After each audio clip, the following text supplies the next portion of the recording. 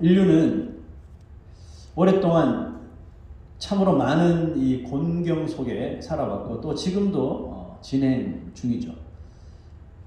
전쟁과 재난이 주었던 그 굶주림과 또 가난, 그리고 종교와 그 체제가 만들어낸 아주 극단적인 이기주의로 인해서 사람들은 자유를 잃고 또 고통과 탄압 속에 살기도 했습니다. 지금도 그래 사는 사람들이 있지만, 그러한 환경 속에서 크게는 민족을, 또 작게는 자신의 그 가족을 지켜내기 위해서 정말 수많은 사람들이 엄청난 피와 땀을 흘렸으며 그들의 헌신과 희생은 참으로 경이롭기 그지 없습니다. 오늘부터 우리가 함께 상고할 말씀이 바로 한 민족을 억압과 탄압으로부터 이끌어내는 그 출애굽기에 대한 말씀입니다. 그래서 출애굽기는 영어로 Exodus, 즉 출애굽한다는 뜻이죠. 애굽에서부터 나와서 하나님이 약속하신 땅으로 나아간다는 뜻이 바로 출애굽기죠.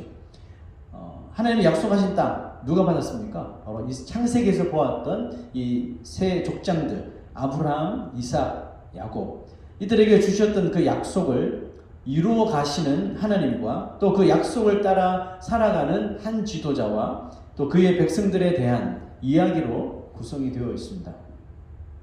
하나님을 믿는 사람들이 사용하는 이 중요한 단어가 있다면 아마 저는 구원이라고 믿습니다. 왜냐하면 구원은 우리가 하나님을 믿는 가장 큰 이유가 되기 때문에 그렇죠. 궁극적으로는 하나님은 택하신 당신의 백성들을 이 타락한 이 세상에서 구원하셔서 결국적으로는 하나님의 나라로 데려가시는 분이시죠. 또 하지만 하나님은 그를 믿는 신자들이 이 세상에서 악한 마귀로 인하여 공경에 처하고 고통과 고난 가운데 있을 때 찾아와 주셔서 한 사람 한 사람 그곳으로부터 구원해 내시는 것입니다. 출애굽기를 읽어가다 보면 정말 시간상으로는 엄청난 차이가 나면서도 지금 우리가 살아가고 있는 이 세상과 그 당시가 얼마나 비슷한지 놀랄 때가 많을 것입니다. 그 말은 아무리 시대가 다르고 과학과 문화가 발전해도 죄로 인하여 타락한 그 인간의 그 죄의 본성과 의식은 참 변하지 않는다는 것입니다. 그러므로 특히 우리는 출애굽기를 통해서 택하신 백성들을 악한 세대와 인생들로부터 구원하시는 그 하나님의 손길을 우리가 눈으로 읽으면서 마음으로는 그 뜨거운 하나님의 그 손길을, 마음을 우리의 삶 속에서도 분명히 체험하는 은혜가 임할 줄로 믿습니다. 출애굽기는 다른 구약 성경에 비해서 하나님이 직접적으로 기적을 만들어내시는 사건들이 자주 등장하거든요.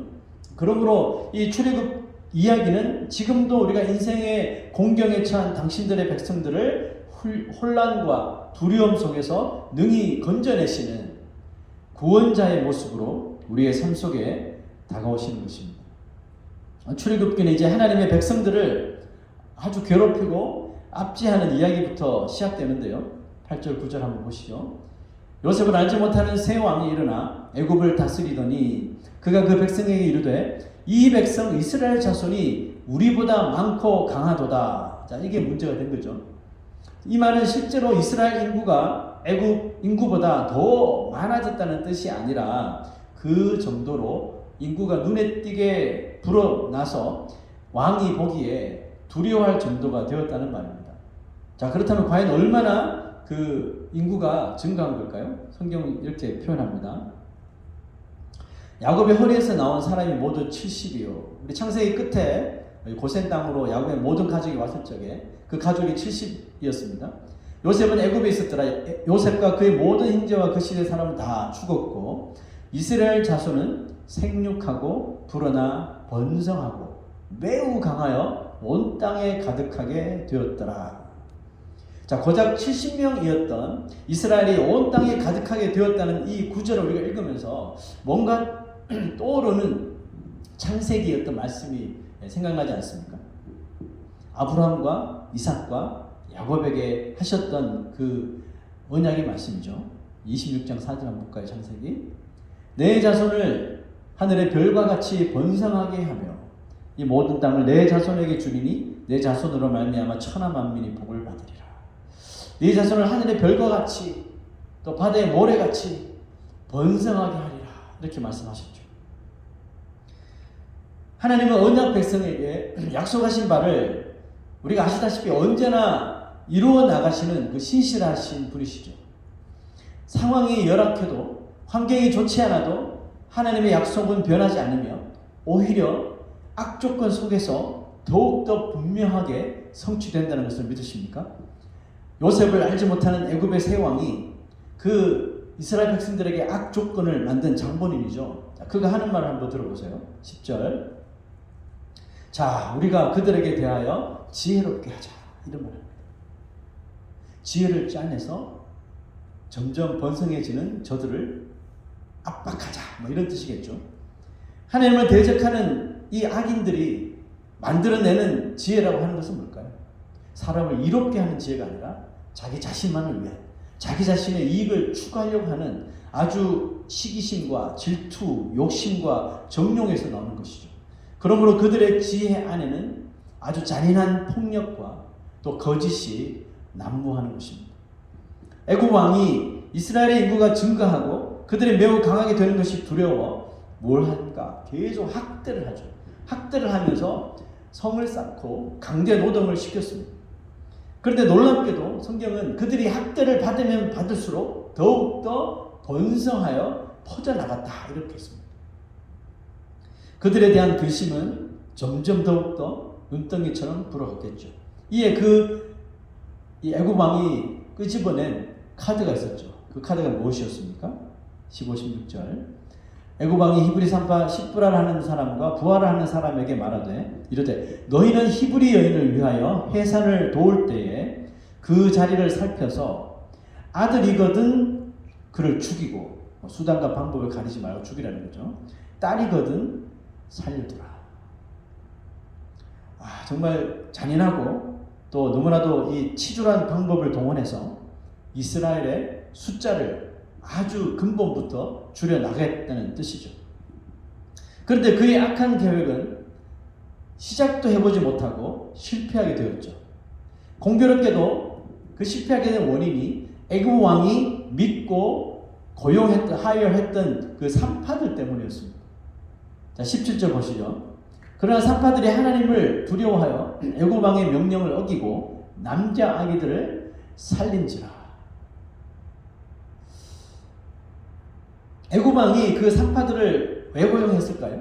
아무나 고용했을까? 아니잖아요. 그죠? 왕의 말을 잘 따를 수 있는.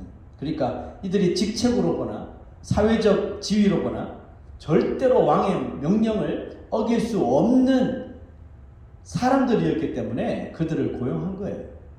그런데 그들에게서 반전이 일어나게 된 것입니다. 자, 그들이 왕의 명령을 어긴 사실을 묻기 위해서 그들을 불러들여서 어떻게 된 일이냐고 자초지종을 묻습니다. 그런데 이 산파들이 기가 막힌 변명을 하는데요. 그 변명을 한번 들어봅시다. 산파가 바로에게 대답하되 히브리 여인은 애굽 여인과 같지 아니하고 건장하여 산파가 그들에게 이르기 전에 해산하였다이다. 여러분, 이 변명이 어떻게 들리십니까? 솔직히 이들의 말에 좀 신뢰가 가나요? 그랬구나 하면 뭐 절로 고개가 이렇게 끄덕여지는 그런 변명인가요? 건장하다고 아기를 빨리 낳는다는 말은 저는 솔직히 듣지도 또 보지도 못했습니다. 여러분 어떻습니까? 뭘 조금 도움은 있겠죠. 그렇지만 건장하다고 해서 무조건 아이를 빨리 낳는다는 말은 없거든요. 저희 아내는 예전에 그렇게 마르고 약했는데 애기만 잘 놓던데요. 그러니까 이들의 변명은 제가 보기에 팩트가 아닙니다. 그들은 히브리 여인들이 해산할 때 분명히 그 자리에 있었어요. 가니까 벌써 해산했다 아니라는 거죠. 이미 그 자리에 있었어요. 그리고 남자아이는 살려서는 안 된다는 것을 그 왕의 명령을 킹스 오더를 분명히 알면서도 남자가 태어나자 거리낌 없이 두려움 없이 그냥 다 살렸어요. 자, 그래서 이렇게 이야기하잖아요. They let the boys leave. 남자 아기들을 살렸대요. 그 자리에 있었으니까 하는 거죠. 없었는데 그걸 어떻게 알아요? 그 전에 뭐 아들 태어나면 모세를 숨기듯이 엄마가 숨길 수 있는 거잖아요. 그러니까 그들이 그 자리에 있었기 때문에 살렸다는 것입니다. 자, 17절 한번 다시 보시죠. 그러나 산파들이 하나님을 두려워하여 왕의 명령을 어기고, 이런 구절이 있죠. 그들이 남자아이를 살려둔 것은 바로 이런 이유 때문이죠. 왕의 명령을 생각하기 전에 하나님을 두려워하는 마음 때문에. 하나님을 두려워함이 애국 왕의 명령보다 더 그들에게 컸기 때문입니다.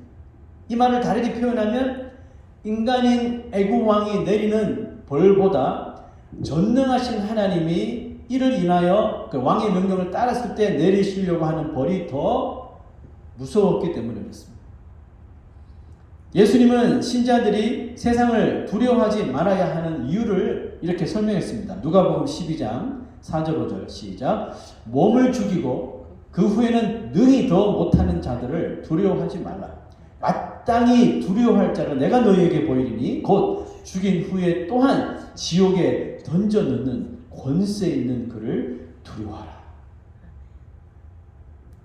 산파들이 뭐 자신의 수준의 사람들 목숨쯤이야 정말 파리처럼 여기는 그 애굽 왕의 명령을 어기고 남자 아기들을 살릴 수 있었던 것은 한 영혼을 천하보다 귀하게 여기시는 그 하나님의 마음을 그들이 알고 있었기 때문입니다.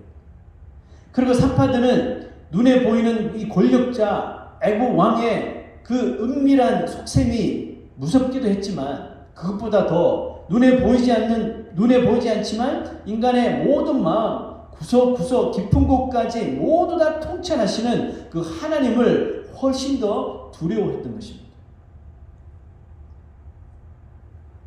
성경은 우리에게 세상을 살면서 두려워하지 말라는 것과 두려워하라는 말씀을 동시에 주십니다. 그런데 흥미롭게도 이 두 종류의 구절들의 숫자가 비슷합니다. 그러니까 두려워하지 말아야 할 것과 두려워해라는 이 구절들이 숫자가 비슷해요.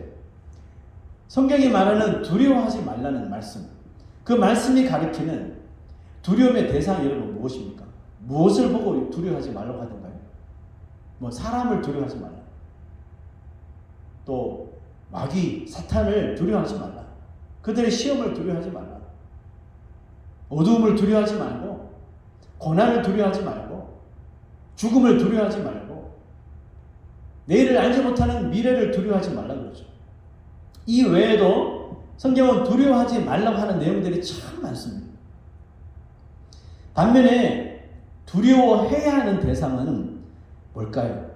두려워해야 하는 대상은 거의 하나뿐인데 바로 하나님이시죠. 이 통계가 보여주는 인사이트가 있다고 보는데요. 이 둘 사이에는, 그러니까 두려워하지 말아야 할 것과 두려워해야 할 것, 이 두 사이에는 어떤 neutrality, 중립적인 것도 없다는 뜻입니다. 무슨 말이죠? 둘 중에 뭘 택하든 하나는 택할 수밖에 없다는 거죠. 우리 인생을 살아가면서. 중립은 없어. 그러므로 이 두 가지 관계가 둘 다 우리 인생에 좋은 효과를 내기 위해서는 한 가지 순서만 잘 지키면 되는 것인데요. 그게 뭐죠? 내가 두려워할 수 있는 것들을 대하기 전에, 그 두려움을 내가 갖기 전에 먼저 하나님을 두려워하는 것입니다. 그렇게 할 때 우리는 놀랍게도 여태껏 내가 두려워하던 것들에 대한 두려움이 하나 둘 벗겨지고 사라지는 것을 분명히 보게 될 것입니다. 산파들이 애굽 왕의 명령을 거역하는 것을 두려워하지 않았던 것도 하나님을 두려워하는 마음을 그들이 먼저 마음에 가졌었기 때문이라고 성경은 분명히 말했습니다. 그럼 만약 산파들이 하나님보다 애굽 왕의 명령을 더 두려워했다면 역사는 완전히 바뀌어졌겠죠. 이스라엘 백성들에게 아주 끔찍한 일들이 일어났을 것이고 산파 자신들은 안전했을까요? 산파 자신들에게도 수없이 많은 이 아이들을 살인을 저지를 수 있게 만들었기 때문에 결국 그로 인해서 여러분 생각해 보십시오. 이스라엘의 아이를 낳는 여자들을 이 산파들이 다 가서 봤는데 얼마나 많은 남자아이들을 이들이 죽였을까요? 만약에 왕의 명령을 두려워했다면 그럼 하루도 멀다 하지 않고 손에 피를 묻혔을 거예요. 결국 그로 인해서 이 산파들은 언제나 삶을 살 수 있었을까요? 뭐 왕의 명령을 따랐기 때문에 어떤 좋은 대우를 받았을지 모르겠고 집도 사고 뭐 금은 받았을지 모르겠지만 과연 여러분 그 산파들의 인생이 올바로 되었을까요? 저는 안 그럴 거라고 생각합니다. 그렇지 않았을 거라고 생각합니다. 아마 평생을 정말 정신적인 엄청난 그 고통 속에서 아마 올바로 살지도 못했을 거예요. 그렇게 하루하루를 고통 속에 살다가 죽었을 거예요. 결과론적으로 보니까 이 산파들이 애굽의 명령을 따르지 않고 애굽 왕의 명령을 따르지 않고 하나님의 명령을 따른 것이 여러분 얼마나 이스라엘 백성들에게나 또 자기 자신의 삶에 대해서 얼마나 큰 엄청난 놀라운 긍정적인 시너지를 만드는지 모릅니다. 이처럼 하나님을 두려워하지 않고 다른 그 무엇을 두려워하게 될 때 우리에게 찾아오는 것은 뭘까요?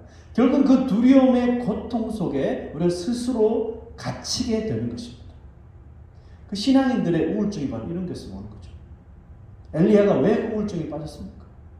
두려워하지 말아야 할 자를 두려워함으로 그가 스스로 그 두려움 속에 갇혀버린 거죠.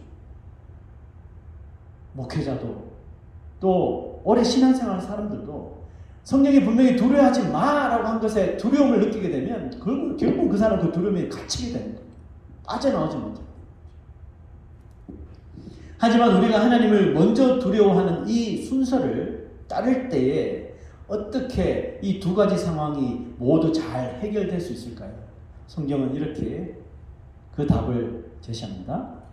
하나님이 그 산파들에게 은혜를 베푸시니 하나님을 먼저 두려워하는 자에게 하나님은 언제나 그 하나님을 먼저 두려워하는 대가로 은혜를 부어주시는 거예요. 백세에 낳은 이삭을 제물로 바쳐야 하는 정말 일생일대의 엄청난 그 두려움에 빠졌던 아브라함. 뭐 성경은 아브라함이 그 일 때문에 두려워했다는 말은 없어요. 하지만 인간적으로 그럴 때 두려워 안 했겠습니까? 두려워하면 그 아버지가 아니죠. 얼마나 그게 받아들이기 힘든 짐이었을까요? 그 엄청난 두려움에 앞서 아브라함은 하나님을 두려워하죠. 하나님의 명령을 어기는 그 두려움이 더 컸다는 거죠. 그 하나님을 두려워한 아브라함에게 결국은 하나님이 주신 은혜는 무엇이었습니까? 마지막 순간에 이삭 대신에 제물로 드릴 어린 양을 준비해 두신 거죠. 하나님은 산파들이 가졌던 그 두려움을 이렇게 표현해 주셨는데 뭐 영어 성경은 똑같은 단어를 사용하지만 한글 성경은 조금 다르게 표현했죠. 그 산파들은 하나님을 경외하였으므로. 영어는 fear 똑같은 단어를 쓰는데 한글은 두려움과 왜냐하면 두려움이 또 다른 뜻도 있기 때문에 그 두려움이 이런 두려움이라는 것을 표현해 주는 거죠. 하나님을 경외하였으므로 하나님이 그의 집안을 흥왕하게 하신지라. 그러므로 하나님을 두려워한다는 이 의미는 세상 사람이나 또 우리 믿는 사람들이 세상의 것들을 무서워하는 것과는 다른 의미를 가지고 있죠. 하나님을 경외한다는 것, 하나님을 경외한다는 이 말씀은 그러므로 공포심이 아닌 하나님을 더 존경하는 마음에서 갖는 두려움을 뜻하는 것입니다. 아브라함이 이삭을 제물로 바치려던 순종을 확인하신 하나님이 뭐라고 말씀하셨나요? 내가 이제야 네가 하나님을 경외하는 줄을 알았노라 라고 하신 것이죠. 하나님을 경외하는 두려움은 전능하신 하나님의 손에 자신의 모든 인생을 내려놓는 것을 의미하겠죠. 세상에서 만나는 어떤 두려움도 하나님을 경외하는 마음으로 모두 다 맡겨 드려야 하는 것입니다. 여러분, 말씀을 마치면서 하나님을 전적으로 두려워하시길 부탁합니다. 우리가 이 산파들처럼 이 아브라함처럼 내가 이 세상에서 두려워할 존재들이 있고 대상들이 있음에도 불구하고 그에 앞서서 먼저 하나님을 두려워할 때, 전적으로 하나님을 경외할 때 하나님은 우리의 그 경외함을 통해서 우리의 삶을 산파들에게 한 것처럼 흥왕하게 하실 줄로 믿습니다. 우리 다 같이 일어나셔서 아무것도 두려워하지 말라. 우리 헌신의 찬송 함께 드리겠습니다.